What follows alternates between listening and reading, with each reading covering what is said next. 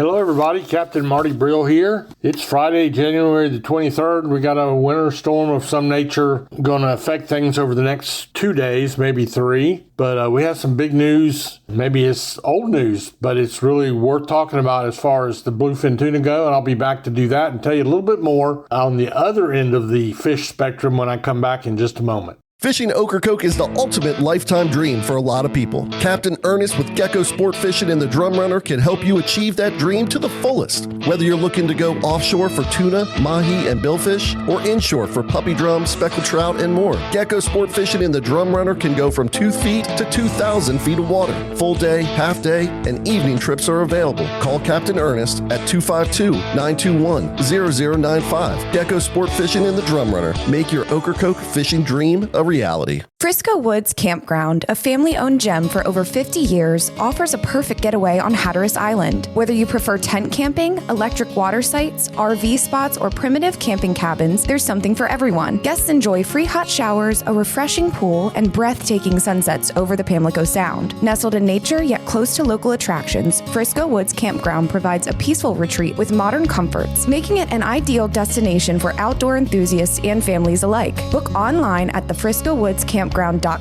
Frisco Woods Campground, 50 years of memory making on Hatteras Island. So the bluefin bite I've never seen anything like it. I don't know that it really means that there's that many more bluefins, but the migration this year certainly is working in our favor. We have them from the sea buoys at Oregon Inlet and Hatteras. All the intermediate areas, the colder, greener water that's typically inside of the Gulf Stream, those areas are producing tuna on any given day. They move around a little bit. And then the traditional spots out there on the continental shelf and what I call the blue water or the Gulf Stream, which is still out there. Dead of winter, no problem. It's still there. There's been some out there as well. There have been some at Rudy Inlet. That's Virginia Beach, both close to the beach and way out in the deep. There have been, we've talked about Hatteras a lot, same thing. It's just a lot of tuna. If you could, Omi Tillett used to always say he wanted to dry up all the salt water and see what would be there, kind of like when Moses went across the Red Sea, So I kind of think that too sometimes, but it's been world-class fishing. The giant tuna season is closed, so you can't keep any of these 400, 500, 600, 700 pounders. But as of right now, the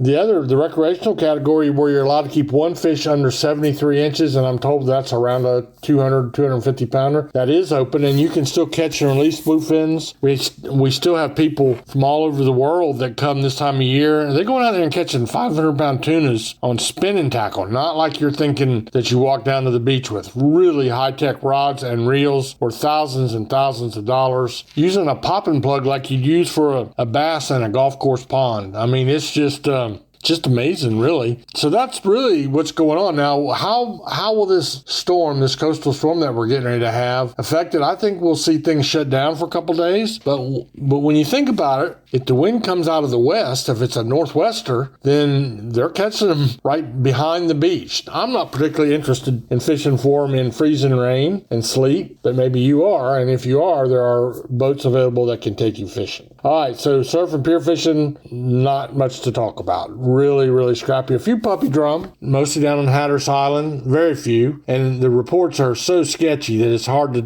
know what to believe, to be honest with you. But I haven't heard of much in the way of sea mullet. I have heard of some skates and small sharks. That's traditional. If you need to bend the rod, get something, that would be your best bet. But that's about all there is. So our report goes from really, really good to really, really nothing. Although, in our backcountry report, we do have one other species to report on. You'll never guess it. So stay right where you're at, and I'll be right back to tell you what it is. At the south end of Roanoke Island, in a quiet little village, lies a marina known for having one of the finest fishing fleets on the Outer Banks. Whether it be an offshore excursion, a nearshore charter, or headboat fishing, Wanchese Marina is where to go. Wanchese Marina is a full-service marina, complete with a fueling dock, bait, tackle, ice, and the Landing Grill restaurant. All of this is just a few minutes from some of the finest fishing spots around. Book online at wanchesemarina.com. Wanchese Marina, 4457 Mill Landing Road, Wanchese. So the reports from the backcountry and the sounds are sparse right now. So many people, a lot of our fishermen, this is the time of year they're off in South Florida or the Bahamas. There's a whole bunch of them in Mexico on both sides. Really,